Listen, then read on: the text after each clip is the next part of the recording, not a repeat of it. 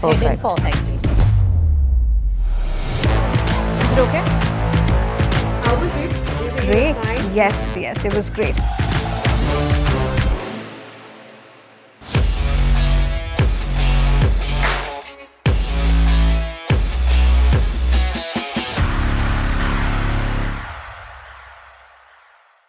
A very warm welcome to the Leaders of Tomorrow Vodcast, your go-to series for unfiltered conversations with entrepreneurs who are shaping the future of business. I'm Ritwika Gupta, and my guest today is someone who has carved her own path, built from passion and big ideas. She's a marketer turned entrepreneur, a trailblazer in India's proptech space, and the co-founder and COO of Blox, Shivani Karia Jhaveri.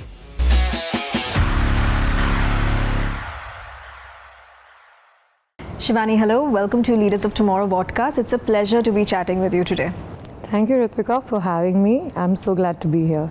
So, I'm really excited to have this conversation. We're going to be talking about real estate, prop tech, your vision. But before all of that, let's get to the very beginning. I want to know about your early journey. Tell me, are you originally from Mumbai?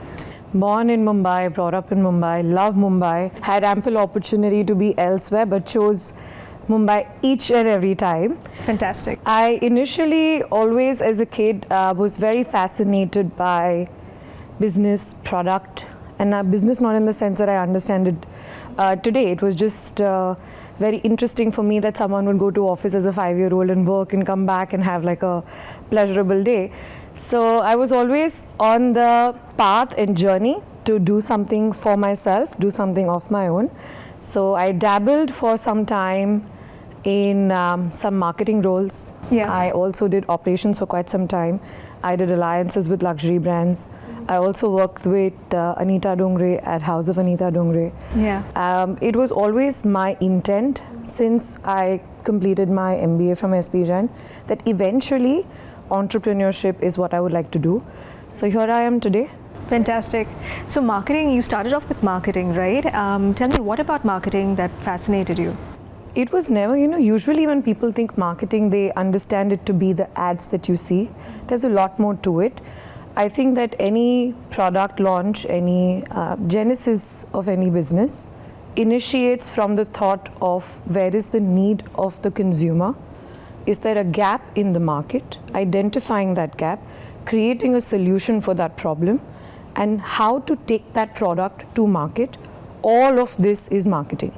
Right. So from understanding the TAM, SAM, what is going to create adoption in what time frame, and understanding as a founder also if there's enough runway for you to get there, what if there are hits, what if there are misses, and then being able to create either a product category or space for a product of your own. Today in India, you have a lot of homegrown brands across various sectors, diverse industries.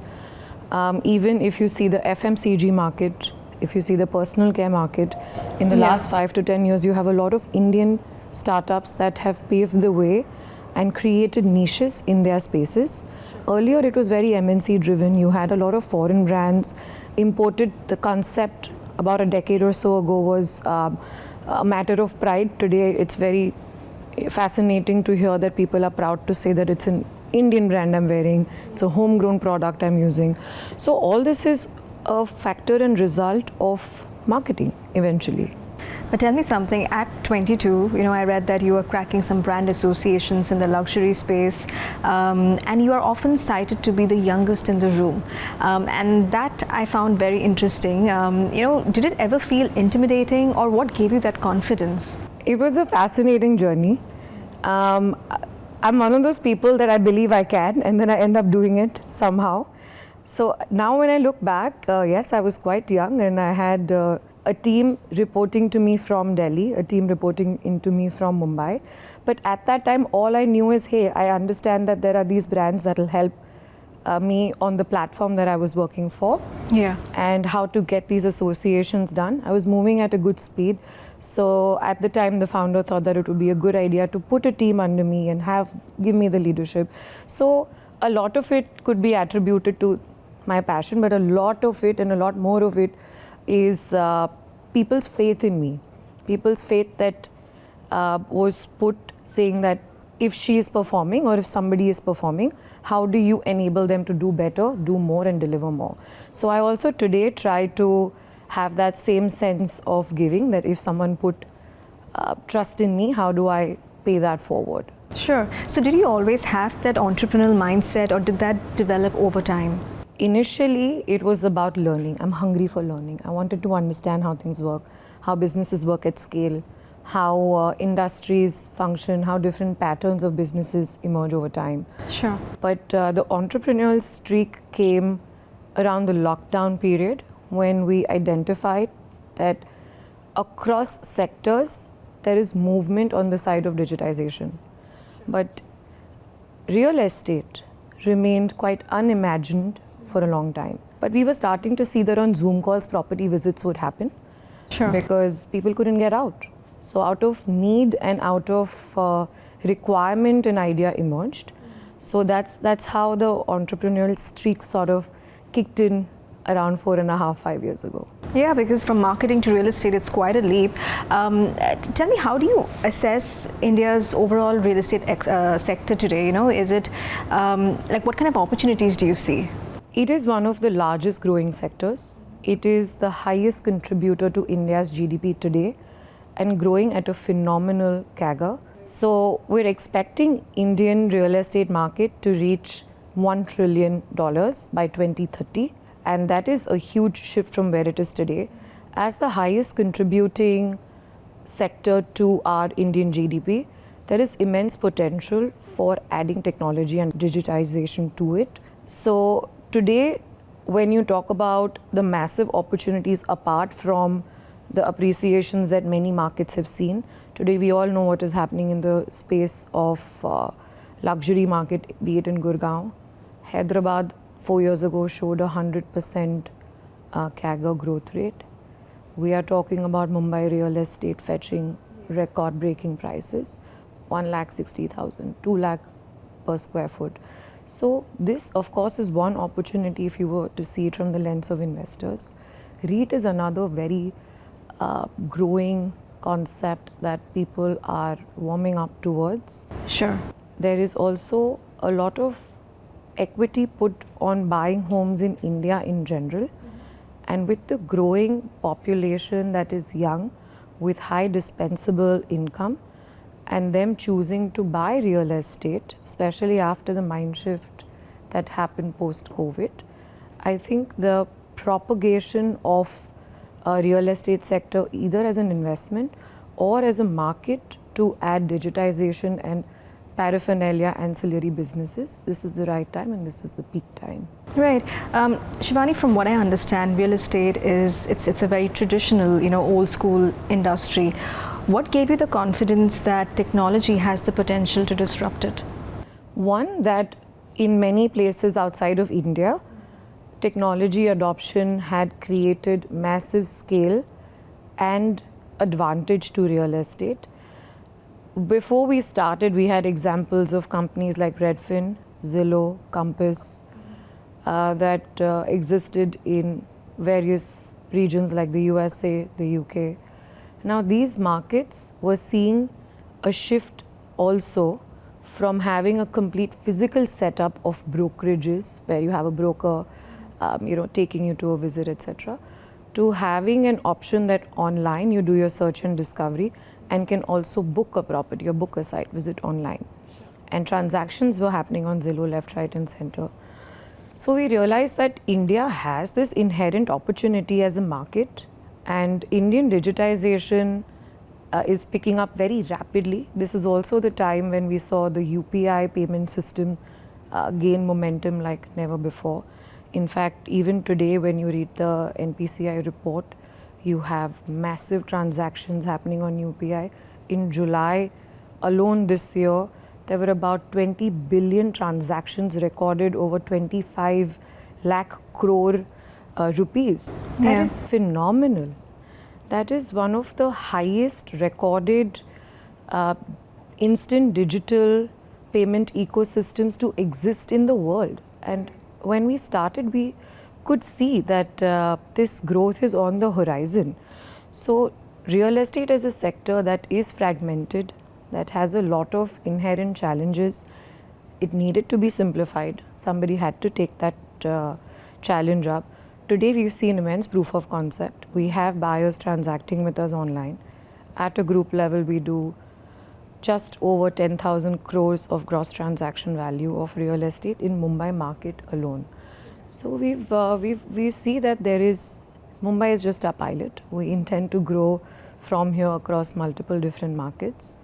But seeing this in the short span of 4.5 years has been quite promising. So I think what we saw then, with a lot of pivots, movements, industry changes, we are seeing that we are getting close to that goal that we set for ourselves.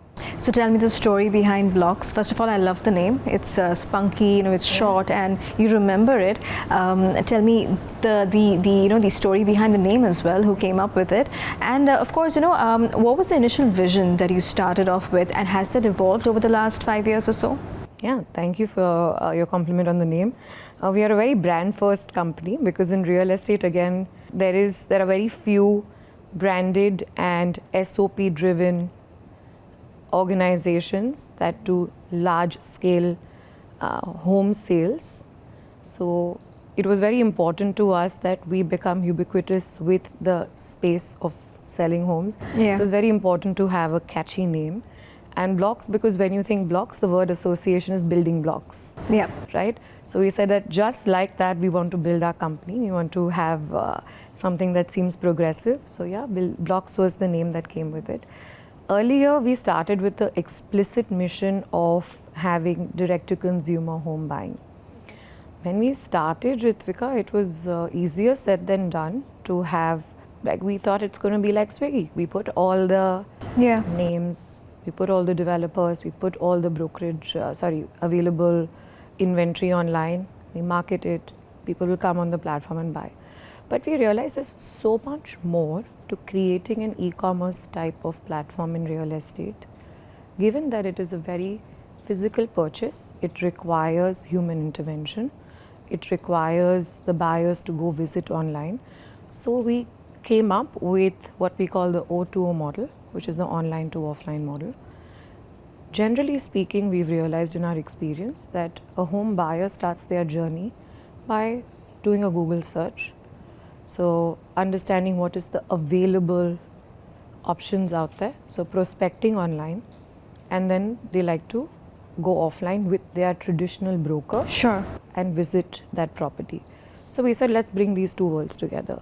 We have our platform where you can do search and discovery. So you go online, you see multiple options. We have over 7,000 developers on our platform, over 12,000 different listings of projects on our platform. And you have a relationship manager that will assist you and take you to the site visit and help you throughout. So your journey doesn't break. It's not like you're seeing your prospecting on one online platform and then telling your broker to take you to one place or another. The entire journey is owned by Blox, and you get that seamless experience as well. And you're also able to book online. So we're one of the first few people in India to have online booking for real estate. So you can just pay a 50,000 1 lakh token and you can book that property. Until government allows online registration, that's all you can do online. But once the registration is allowed online, we hope to have a journey that is completely digitized to the point of signing your registration form. Right. This O2O format that you spoke about, I don't think there's any other player in the same space, right? No. Like that's what sets you apart? It's either or. That does set us Right. apart. That is something that we have come up as a model. That is something that got a lot of attention from when we started. And we've realized that that is the code that no one was able to crack. Because historically, PropTech platforms have not been oriented to a business model that is transaction first or brokerage first, which means you only get a piece when you sell inventory for the developer. Right. We do not charge the customer for anything. And when I say charge the customer, I don't just mean taking money from that. I also mean I don't monetize the eyeballs of the traffic that lands on my platform, unlike other prop tech platforms. I personally do not appreciate profit-making platforms that monetize traffic, because you and I, when we go on them, we don't realize, but some company is paying that platform some amount of money so that you and I can see that ad. So we are very vehemently against that kind of business model. We think you should eat what you kill. So here we are giving incredible amount of business to many developers in Mumbai city and ease of use and purchase to the buyers. And you must be working with a lot of external parties because it's a complete online to offline journey, right? So there must be a lot of people that you're working with in the value chain. We essentially have been able to crack the direct-to-consumer model, where we take the inventory from the developer, make it available to the buyer for online visits. But at the group level, we also have multiple exclusive mandates of projects given to us, which involve also activating brokers. Those brokers in turn activate their own network and get buyers. So across these two business models, one is the retail, which is the direct to consumer, one is the exclusive brokerage models. We have developers, buyers, and in some cases brokers as the stakeholders. We've kept this value chain short. We've kept this value chain neat for us to be able to scale exponentially. So Shivani, AI is transforming industries across the board. Tell me, how do you see AI's impact on the prop tech business and even for your business as well? Today, I think to not have AI in your business is criminal, because it is here, it is inevitable, and it can be used to create great amount of efficiency. And we are increasing team strength on one side while enhancing our AI abilities and AI products. We have our own research division called Blox Labs. So we do a lot of AI research within that. Today, multiple different inefficient processes that happen in real estate. This is, again, like we discussed earlier, very fragmented business, to get the connection done between one home buyer and the eventual purchase they make. There are many stakeholders, there are too many journeys, 4-5 brokers are usually involved, multiple calls, multiple ads. It has a lot of noise, right? Yeah. So we said we need to streamline this. We need to make this effective. We need to have focus on the buyer. We need to make this customer centric. So let's have that one buyer and let's give them the multiple options, because at the end of the day, what does the buyer want? Buyer has a budget, buyer has a location in mind, and buyer has some preferences. So we call this the BPCL. So when you have these basic requirements propped in, we have a system that will throw out these multiple options at you. What is suiting your requirements? Someone wants a hospital close by, if there is an elderly family looking for a purchase. The younger generation these days, the 30-year-old buyers, they're looking for investment. They become very smart. They want to invest in property with the highest returns, whether they live there or not. Right. So they're buying property, putting it on rent and renting elsewhere that is closer to their work. But they know that in the next 5 years, for example, if they buy in an area where there's an upcoming airport in Mumbai, that's going to 2x their returns. So when you have such specific requirements, how do you deliver them? So in the back end, every time that our relationship managers ask these queries, they are assisted with a model. So we are creating this sort of model that enables the relationship manager to, in addition to his or her knowledge and experience, also give the rest of the plethora of options that may apply to the buyer. So increasing time efficiency and time usage for the buyer. Shivani, I recently read about how you can now purchase a property or a piece of land in under 10 minutes or 15 minutes thanks to quick commerce. And while it's great that technology is doing wonders for the sector and for the industry at large, but why would somebody want to buy a property in 15 minutes? And what do you think of this? Is it a passing, fad, or do you think it is going to be something that we need to look at more closely? It's definitely very interesting, right? And it's taken online real estate buying to its extreme, and I think that as long as you have the relevant information on the purchase you are making, how much ever time you are able to get that information in, because real estate isn't cheap. It's probably the biggest or at least the second biggest purchase of anybody's life. Tell me somebody who has bigger investment in anything outside of property, at least as Indians, right? So I think satisfaction is very important when you are making a purchase that big. I mean, look at us on e-commerce, right? Even for a small, at least personally, that's my shopping behavior. You'll always have items that you shortlist and you put them in cart. You'll maybe like give it some thought, then check out, right? I think that takes more than 10-15 minutes. Yeah. But it's definitely very promising if you're able to create a product that is very easy to explain to someone. From what I understand they've done is they've created a land parcel option that sells itself very easily as a proposition. The ticket sizes are smaller. So today you have, like, if it's a 10 lakh or a 15 lakh or a 20 lakh rupee price point, the thought that goes into it is much lesser than buying a home, which is a 1, 2, 3 crore rupee purchase. It's interesting. We live in a fascinating time for sure. So, Shivani, when you started off, what was more difficult, convincing consumers or convincing investors? Earlier, it was convincing ourselves that this model will work because nobody had done it before.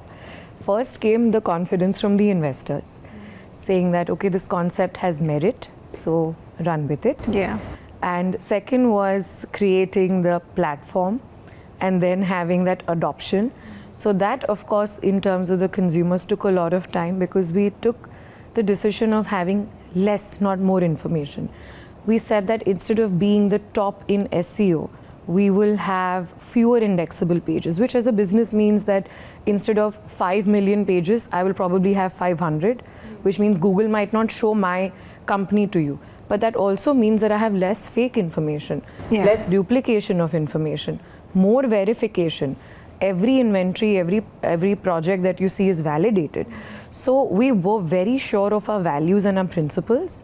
So to take a product like that to the market was a challenge. So that was a learning curve for us. It was a very humbling experience for us to get that kind of adoption done. So I guess consumers are harder to please than investors for sure. But when it came to Blox, I think you raised capital at a time, I think you didn't even have a brand name at that time, from Kunal Shah, from Justin Mateen, right, from Tinder. And these were some very big names. So what was that journey like? How did you convince them? So the fundraise happened much before we had anything. There was one deck that was made and there were conversations that happened with these investors. So Aditya was the one having these chats with the investors. He was raising this seed and at that time, India was looked at by the foreign investors and the Silicon Valley investors that we had. Kunal Shah came in a later round. First we had about 12 investors do the seed round with us. So there's 12 different people knowing that this might work, there's some merit to it. Right. We raised a $2 million round at a 12 million post money valuation, which in that period was one of the higher ones that we saw. India in general as a startup first country is gaining a lot of popularity abroad. Just in the last 10 years, over $650 odd billion of FDI investment was reported, just FDI. In addition to that, you have your Indian investors, right? So there is and a lot of it went to prop tech as well. A lot of it dried out of prop tech as well. In the last 2-3 years, Indian prop tech companies some of them have hit a roadblock. We were fortunate enough to survive that, and that is also thanks to the customers that have been with us, that have showed faith in us. So I guess there is a lot of potential in the industry, a lot of potential in our country of India. And at that time when we started, the tailwinds were with us, and we were very fortunate to have names like Justin Mateen, the founder of Tinder. We have a couple of more investors that are very solid with us even today and have been reinvesting in us even today. So yeah.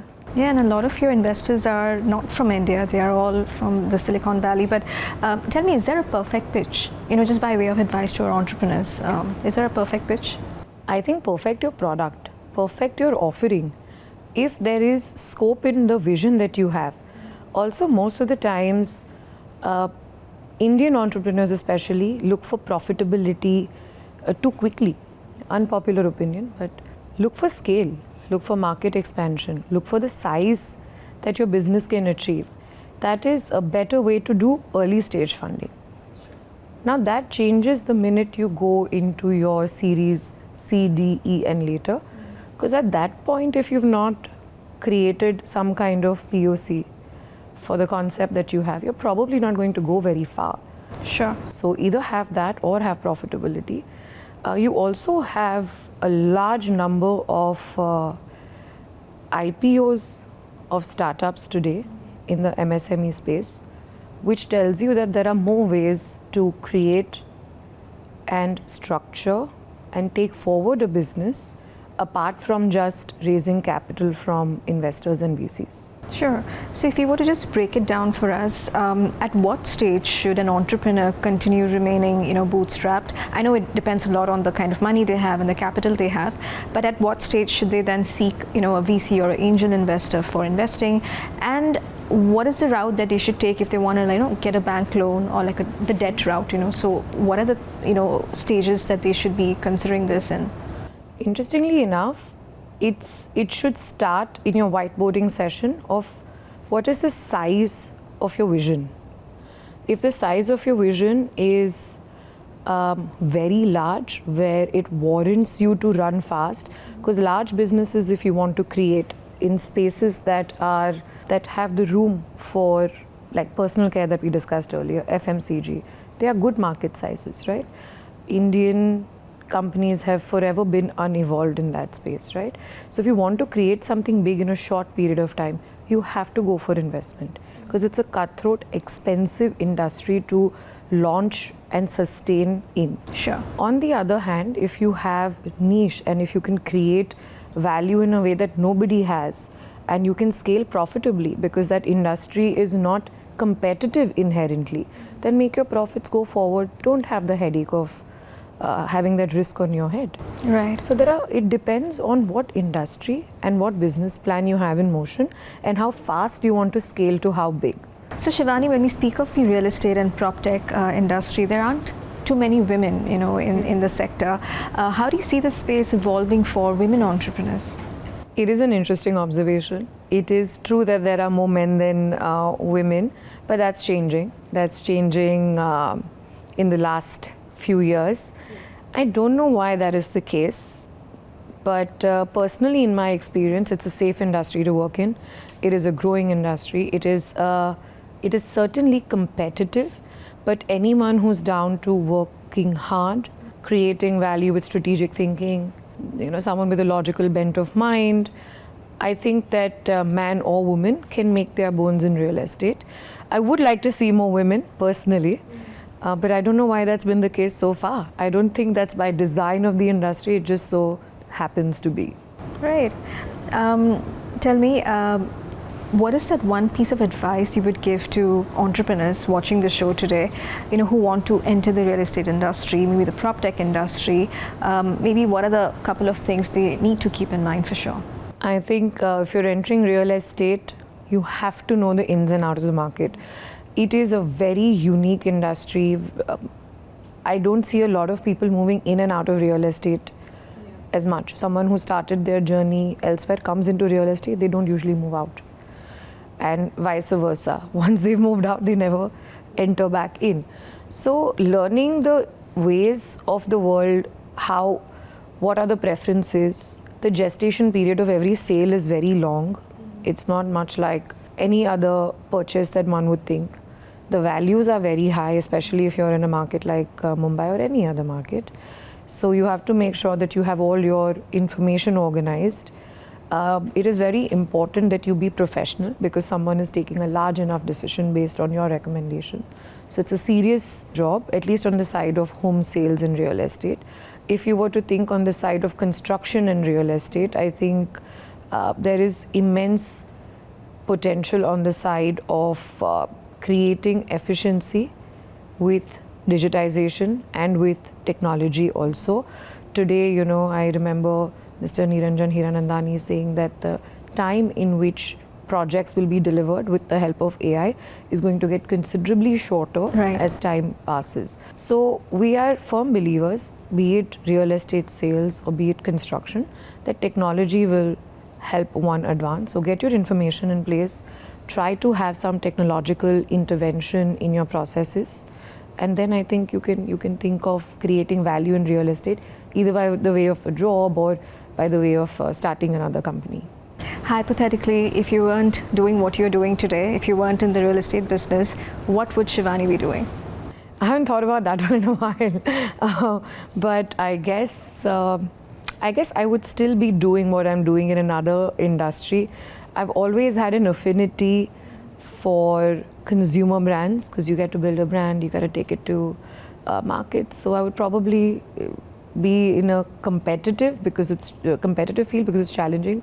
Maybe like cosmetics or personal care, something related to frequent purchases. Because one thing I've realized in real estate is once you buy a home, I don't get you back for 7 years at least. So something with a higher frequency of purchase maybe. Nice, interesting. Finally, Shivani, as we are wrapping up this very, very interesting conversation, tell me, what is your vision for Blox, in the next 5-10 years or so? And of course, how do you see, how bullish are you about the real estate industry at large? Yeah. So we've always said that eventually we would like Blox to have as much inventory on its platform across cities. But we also want to be able to serve every customer with that personal care and attention. So today our numbers are good for Mumbai city, but we want to get from 10,000 crores to 100,000 crores across India in the next 5 years, 10 years. So I guess to create value for the customer across multiple cities in real estate is the vision of Blox. Fantastic. Thank you so much for your time, Shivani. This was a lovely conversation. Thank you, Ritwika, for having me. It was a pleasure to be here and talk to you. Thank you. Before we wrap up today's episode, here's a quick look at our LOT cheat sheet, a quick rundown of the top takeaways from today's episode.